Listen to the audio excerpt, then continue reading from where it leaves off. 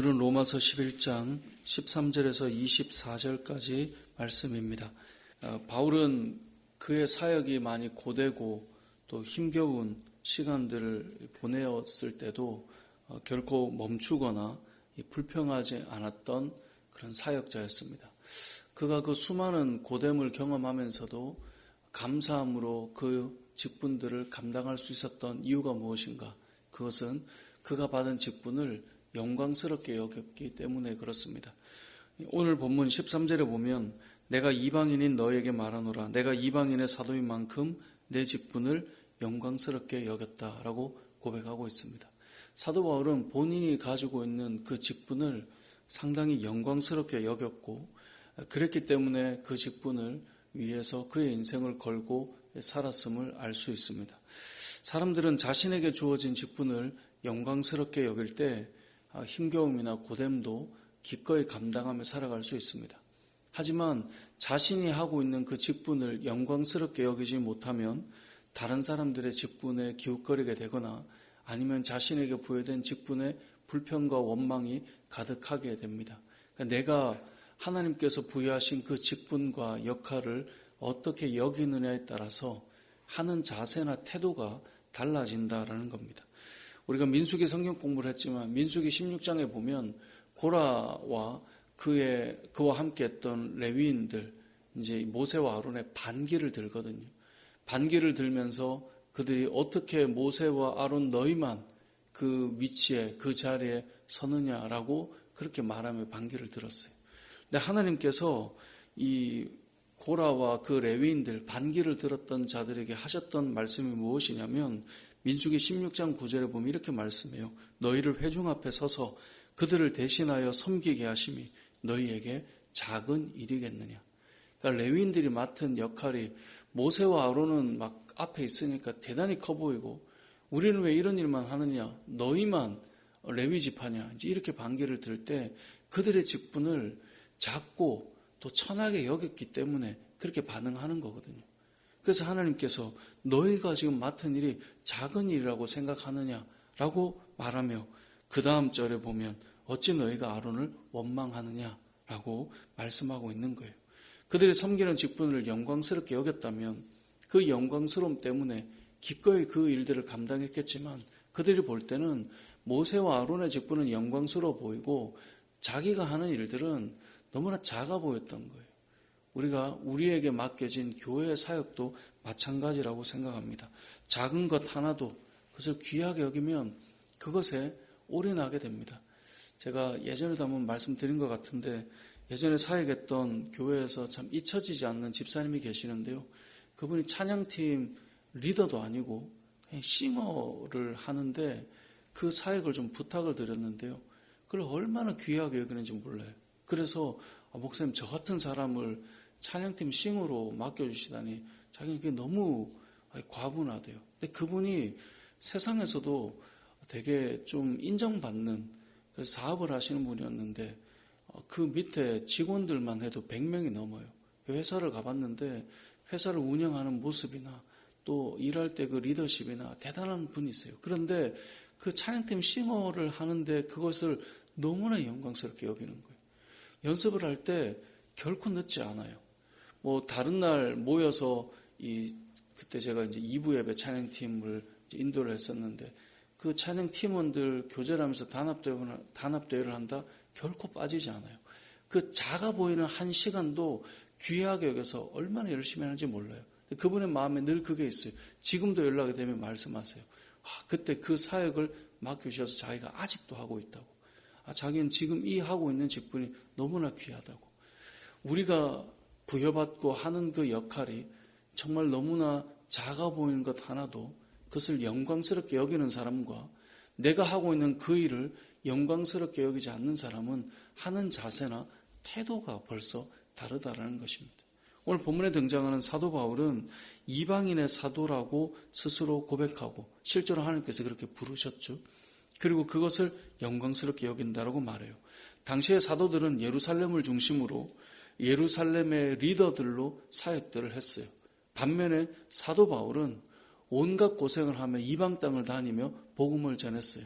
우리는 그냥 이 전도와 교회가 세워지는 이야기들을 보니 좋게만 여겨질 수 있지만 실제로 사도 바울이 그의 사역을 회고할 때 어떻게 고백합니까? 먹지를 못해서 몇 날 며칠을 굶었다 그래요. 그 당시에 배를 타고 갈 때 그 배가 뭐 좋은 배였겠습니까? 그렇게 해서 이 배가 길을 잃어서 난파되어서 그 고생을 하고 일주야를 바다에서 오들오들 떨게 되기도 하고요. 잠도 제대로 못 자고 먹는 것 제대로 못 먹고 추위는 고스란히 다 받아내야 되고 그러면서도 핍박하는 유대인들의 그 돌을 맞아서 죽을 뻔한 날에 하루 이틀이 아니고 그 고생한 이야기들을 쭉 기록한 내용을 보면 얼마나 그가 힘들었는가를 알 수 있어요. 그러면서도 옥에도 갇히고 정말 매도 수없이 맞아보고 그렇게 힘겨웠던 시간들을 보내면서도 그는 늘 기억했어요. 예루살렘에서 그 직위에서 감당하는 사도들과 달리 험한 데를 다 다니고 있었지만 자신의 직분을 영광스럽게 여겼다는 거예요. 우리가 주의를 감당할 때 사도 바울의 이 마음을 기억하는 것이 필요합니다. 우리에게 주어주신, 맡겨주신 그 직분을 내가 어떻게 여기고 있는가. 그것에 따라서 사역을 다르게 한다라는 것입니다. 바울은 이방인의 사도로 사역을 하면서 유대인들을 위한 사역을 왜 나에게는 맡겨주지 않는가라고 단 한 번도 불평하지 않았습니다.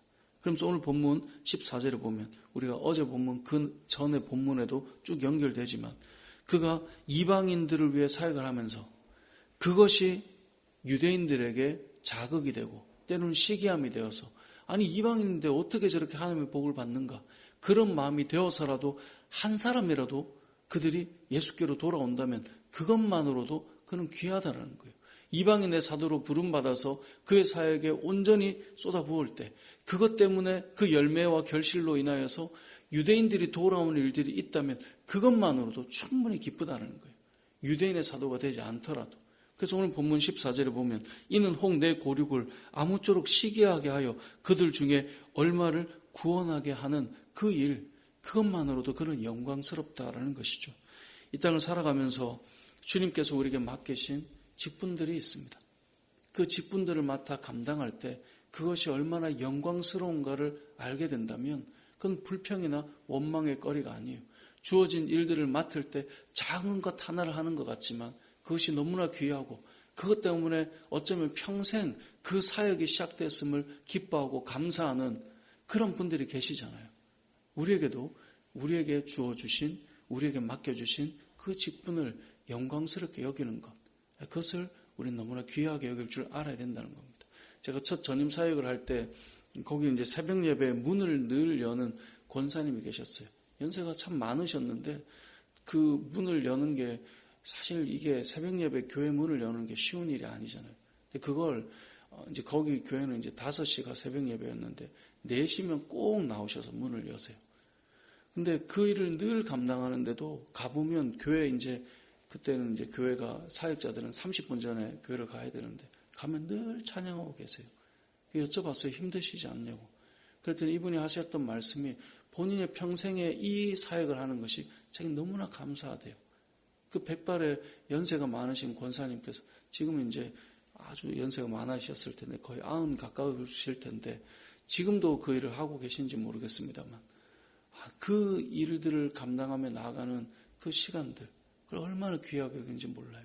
우리는 작은 것 하나 보이지 않는 일 하나 때로는 그것이 원망으로 다가올 때도 있지만 내게 직분을 맡기신 것을 영광스럽게 여긴다.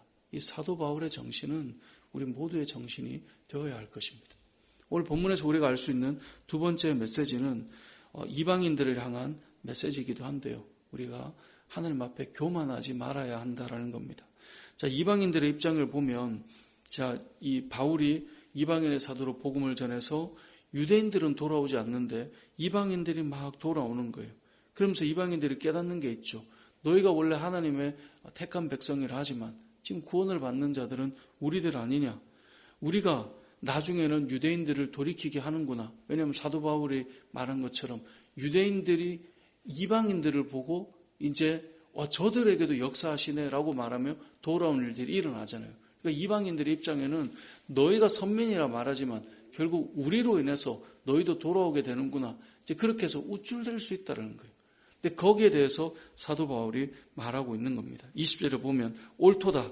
그들은 믿지 아니함으로 꺾이고 너희는 믿음으로 섰다. 하지만 높은 마음을 품지 말고 도리어 두려워하라는 거예요. 너희를 통해서 이제 역사하시고 너희를 세워 놓으셨지만 그 자리에 있다고 해서 교만하지 말고 그 자리에 있는 것을 두려워해야 된다라는 겁니다. 왜냐하면 21절에 보면 하나님이 원가지들도 아끼지 아니하셨는데 너희라고 다르겠느냐라는 거예요. 교만하면 원가지는 유대인들이잖아요. 하나님이 택하셨음에도 불구하고 하나님의 복음을 받아들이지 않을 때 하나님께서 그들을 그렇게 어려움 가운데 고난 가운데 때로는 저주 가운데 내버려 두셨는데 원가지가 아닌 너희들이 교만하다면 너희들이라고 다르겠느냐는 거예요. 그래서 너희를 통해 복음의 역사가 역전도 현상이 일어난다고 해서 교만하지 말라는 거예요. 왜냐하면 너희라고 다르게 여기지 않는다라는 거예요. 겸손하게 하나님 앞에 서야 한다는 거죠. 그래서 18절에 보면 그 가지들을 향하여 자랑하지 말라. 자랑할지라도 내가 뿌리를 보존하는 것이 아니요 뿌리가 너를 보존하는 것이라. 그러니까 젖붙임을 받았다라는 의미로 지금 설명하고 있어요. 돌 감람나무인 너희들이 이제는 젖붙임이 되어 참 감람나무의 뿌리의 진액을 함께 받는 자가 됐으니 얼마나 은혜가 되느냐. 그런데 그렇게 젖붙임 되었을 때 너희가 자랑하지 말라는 거예요. 왜냐하면 가진 너희가 자랑할 것이 아니라 뿌리로부터 너희가 보존되는 거 아니냐. 그럼 자랑은 뿌리를 자랑해야죠. 그죠? 그래서 너희가 자랑의 거리는 아니라는 겁니다. 그래서 교만하지 말라라고 말씀하고 있는 거예요. 이 땅을 살아가다 보면 하나님께서 유대인을 택하셨지만 먼저 택한 자가 아닌 나중에 택한 자들을 통하여서 먼저 택한 자들을 돌이키게 하는 일들이 일어나요. 우리가 신약 성경에도 보면 먼저 된 자가 나중되고 나중된 자가 먼저 된다라고 말씀하기도 하고 교회의 실제로 모습을 보면 먼저 된 자가 아니라 나중된 자들의 그 열심과 그들의 어떤 수고를 통해서 먼저 된 자들이 도전을 받고 또 일들이 일어나는 일들이 교회 사역들을 하면서 그런 일들을 저도 많이 봐왔거든요. 그러면 나중된 자들 입장에서는 우리가 이렇게 하는 거야 라고 교회들 가운데에서 일들이 일어날 수 있지만 먼저 된 자건 나중된 자건 항상 뿌리가 우리를 만들어가는 것이지 가지가 영향 있는 건 아니다라는 것을 기억해야 되는 거예요. 그러면서 나중에 유대인들이 돌아올 때 그 젖붙임에 대해서도 또 이렇게 말씀하는 거예요. 22절, 23절의 내용이 24절까지의 내용이 뭐냐면 돌감람나무에서 이렇게 젖붙임된 일이 은혜가 된다면 원래 참 감람나무에 있던 가지가 다시 붙는다면 그것은 어떤 일이겠느냐라고 이제 말씀하는 것이 24절의 내용이거든요. 그러니까 우리가 이 땅을 살아갈 때 우리가 어느 위치에 있건 어느 자리에 있건 하나님께서 우리를 사용하실 때 그 일에 우리는 감사하며 교만하지 않고 자신을 높은 데 두지 않는 것, 그것이 우리가 가야 될 신앙의 자세다라고 하는 것을 오늘 본문이 우리에게 알려주고 있는 것입니다. 말씀을 맺겠습니다. 오늘 본문을 통해 우리는 두 가지를 기억하면 좋겠습니다. 첫 번째는 하나님께서 우리에게 맡기신 직분을 우리가 영광스럽게 여기고 있는가?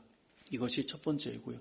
두 번째는 하나님께서 우리를 세우실 때 우리가 우리를 높은 데 두지 말고 우리의 마음을 높은 마음으로 만들지 말고 두려워하는 마음과 겸손한 마음으로 주께서 맡기신 일들을 잘 감당하는 저와 여러분의 삶이 되시길 주님의 이름으로 축복합니다. 아멘.